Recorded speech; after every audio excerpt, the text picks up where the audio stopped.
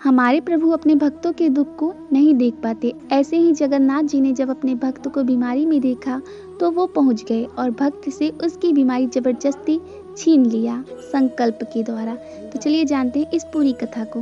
हरे कृष्णा, राधे राधे। मैं हूँ अंजलि। आज हम बात करेंगे हमारे नटवर के एक ऐसे लीला की जिसमें उन्होंने भक्त की बीमारी को खुद ले लिया। तो चलिए चलते हैं कथा की ओर।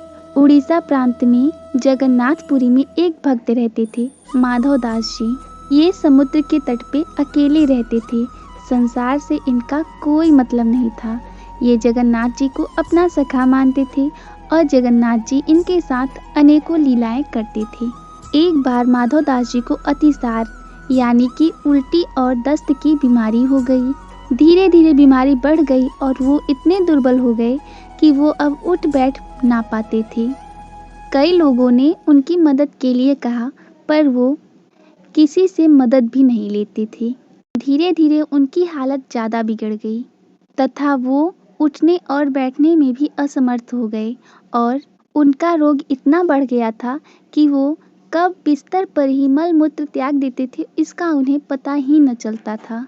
अब हमारे प्रभु जगन्नाथ जी भक्त की इतनी परेशानियों को कैसे सहन कर सकते थे और वो एक बालक का रूप बनाकर चले आए श्री माधव दास जी के पास और माधव दास जी के मना करने के बावजूद भी जबरदस्ती उनकी सेवा करने लगे।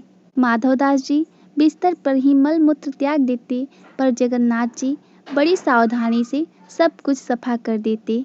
जब माधव दास जी की तबीयत में थोड़ा सुधार आया तो वो समझ गए कि इतना तो कोई अपना भी नहीं करता जितना ये बालक कर रहा है। हो न हो ये मेरे प्रभु जगन्नाथ जी ही हैं।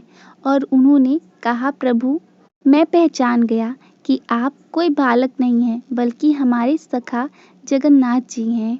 प्रभु जी मुस्कुराए और बोले, सही कहा तुमने। तो माधव दास जी ने कहा कि प्रभु एक बात पूछना चाहूँगा। श्री जगन्नाथ जी ने कहा, पूछो।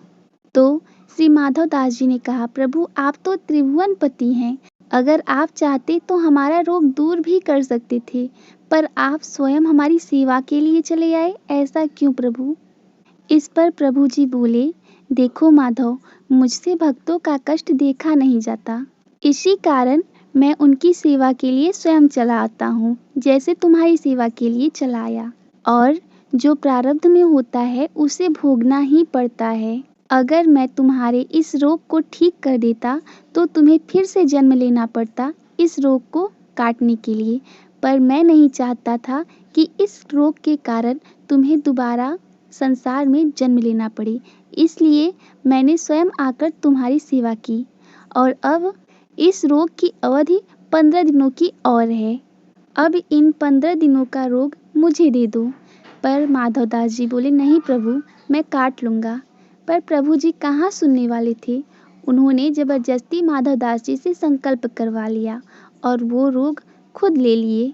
अब ये बात तो हो गई तब की जब माधव दास जी थे, पर प्रभु की कृपा तो देखिए, आज भी हमारे भगवान जगन्नाथ जी वर्ष में एक बार 15 दिनों के लिए बीमार होते हैं। जब प्रभु जगन्नाथ जी की स्नान यात्रा होती है उसके बाद प्रभु जगन्नाथ 15 दिनों के लिए बीमार पड़ते हैं और 15 दिनों के लिए जगन्नाथ जी का मंदिर बंद हो जाता है। जगन्नाथ जी का रसोई जो कभी बंद नहीं होता, उन 15 दिनों के लिए उनका रसोई भी बंद हो जाता है।